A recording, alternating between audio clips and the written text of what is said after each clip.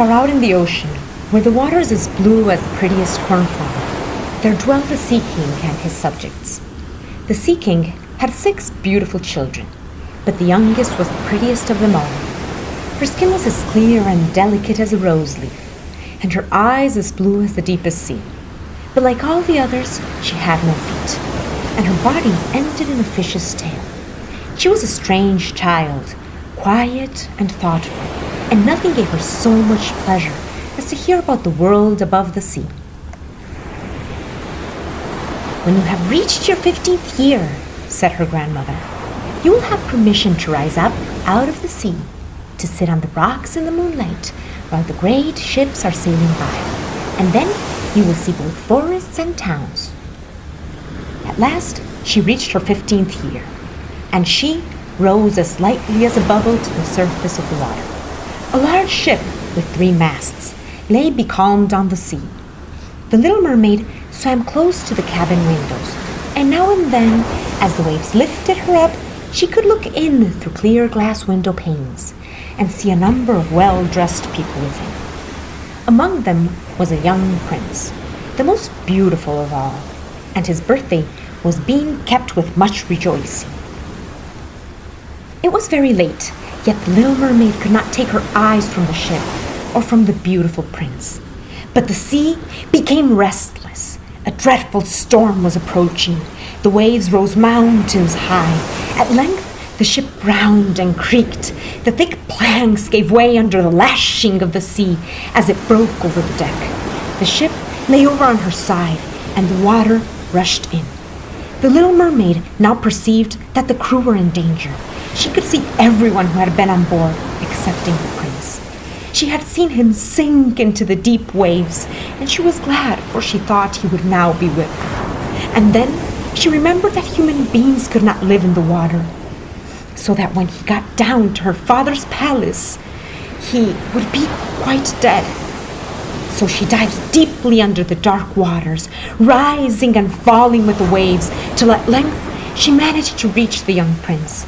His beautiful eyes were closed, and he would have died had not the little mermaid come to his assistance. She held his head above the water and let the waves drift them where they would. In the morning, the storm had ceased. The sun rose up red and glowing from the water, and its beams brought back the hue of health to the prince's cheeks. But his eyes remained closed. The mermaid kissed his high, smooth forehead and stroked back his wet hair. Presently, they came in sight of land, and there she laid him in the warm sunshine. The little mermaid swam out from the shore and watched to see what would become of the poor prince. She did not wait long before she saw a young girl approach the spot where he lay. She fetched a number of people, and the mermaid saw that the prince came to life again. But he knew not that she had saved him. This made her very unhappy, and she dived down sorrowful into the water.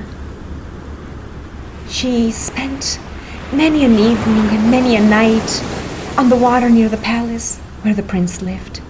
She grew more and more fond of human beings, and wished more and more to be able to wander about with those whose world seemed to be so much bigger than her own.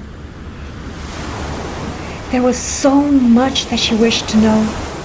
Then she applied to her old grandmother, who knew all about the world above. "If human beings are not drowned," asked the little mermaid, "can they live forever? Do they never die as we do here in the sea?" "Yes," replied the old lady. "They must also die, and their term of life is even shorter than ours. We sometimes live to 300 years, but when we cease to exist here, we only become the foam on the surface of the water. We have not immortal souls. We shall never live again. Human beings, on the contrary, have a soul which lives forever, lives after the body has been turned to dust. Is there anything I can do to win an immortal soul?" said the little mermaid. "No," said the old woman. Unless a man were to love you so much that all his love were fixed upon you, then his soul would glide into your body, and you would obtain a share in the future happiness of mankind. But this can never happen. Your fish's tail is thought on earth to be quite ugly. They don't know any better. The little mermaid could not forget the charming prince, nor her sorrow that she had not an immortal soul like his. Therefore, she crept away silently out of her father's palace and said, "I will go to the sea witch, of whom I have always been so much afraid, but she can give me counsel and help." She came to a space of marshy ground in the wood, where large fat water snakes were rolling in the moor and showing their ugly drab-colored bodies. In the midst of this spot stood a house, built with the bones of shipwrecked human beings. There sat the sea witch.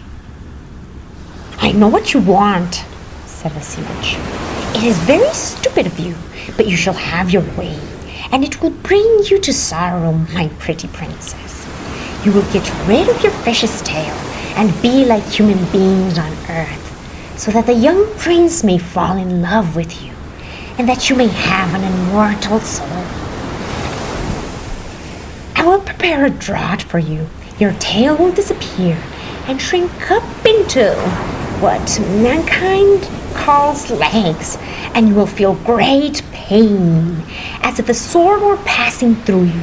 Every step you take will feel as if you were treading upon sharp knives. If you will bear this all, I will help you." "Yes, I will," said the little princess in a trembling voice, as she thought of the prince and the immortal soul. "But think again," said the witch. "If you do not win the love of the prince, you will never have an immortal soul. The first morning after he marries another, your heart will break, and you will become foam on the crest of the waves." "I will do it," said the little mermaid, and she became as pale as death. "But I must be paid also," said the witch. "You have the sweetest voice of any who dwell here in the depths of the sea. The best thing you possess will I have for the price of my draught. Put out your little tongue, that I may cut it off as my payment. Then you shall have the powerful draught." When at last the magic draught was ready, it looked like the clearest water. "There it is for you," said the witch. Then she cut off the mermaid's tongue so that she became dumb and would never again speak or sing. Then she rose up through the dark blue waters and approached the prince's palace. The little mermaid drank the magic draught, and it seemed as if a two-edged sword went through her delicate body. When the sun arose and shone over the sea, she recovered, and just before her stood the handsome young prince, and she looked at him mildly and sorrowfully with her deep blue eyes, but she could not speak. Every step she took was as the witch had said it would be, but she bore it willingly. As the days passed, she loved the prince more fondly, and he loved her as he would love a little child, but it never came into his head to make her his wife. "Do you not love me the best of them all?" the eyes of the little mermaid seemed to say when he took her in his arms and kissed her fair forehead. "Yes, you are dear to me," said the prince, "for you have the best heart, and you are the most devoted to me, and you are like a young maiden whom I once saw, but whom I shall never meet again. I was in a ship that was wrecked, and the waves cast me ashore near a holy temple, where several young maidens performed the service. The youngest of them found me on the shore and saved my life. I saw her but twice, and she is the only one in the world whom I could love. Very soon it was said that the prince must marry, and that the beautiful daughter of a neighboring king would be his wife. "I must travel," he said to her. "I must see this beautiful princess, though I cannot love her. She is not like the beautiful maiden in the temple. If I were forced to choose a bride, I would rather choose you, my dumb foundling." And then he kissed her rosy mouth, played with her long wavy hair, and laid his hand on her heart while she dreamed of human happiness and an immortal soul.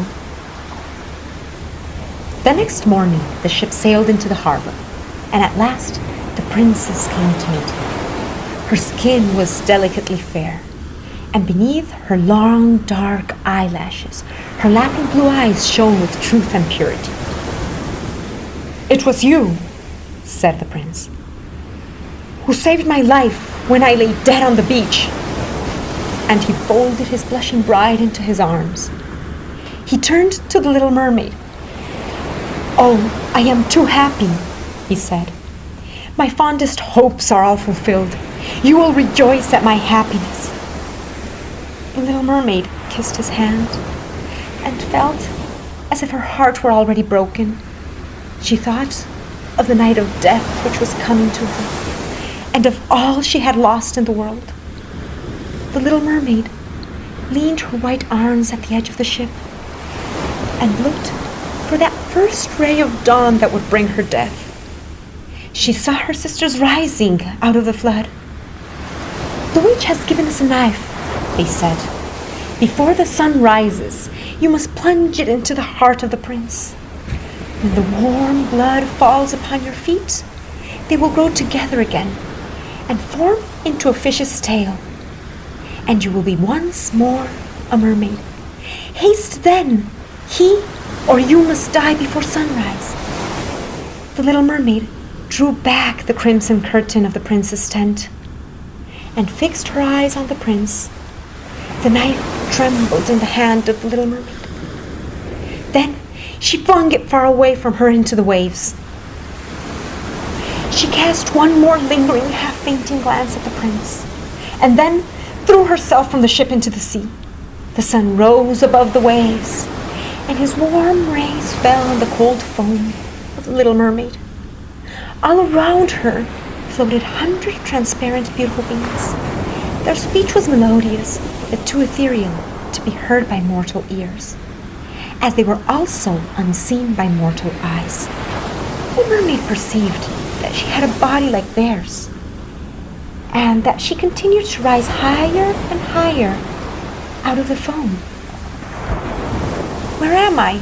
asked she. "Among the daughters of the air," answered one of them, "who, although they do not possess an immortal soul, can, by their good deeds, procure one for themselves. You, poor little mermaid, have tried with your whole heart to do as we are doing. You have suffered and endured and raised yourself to the spirit world by your deeds. And now, by striving for 300 years in the same way, you may obtain an immortal soul." Unseen, she mounted with the other children of the air to a rosy cloud that floated through the ether. The end.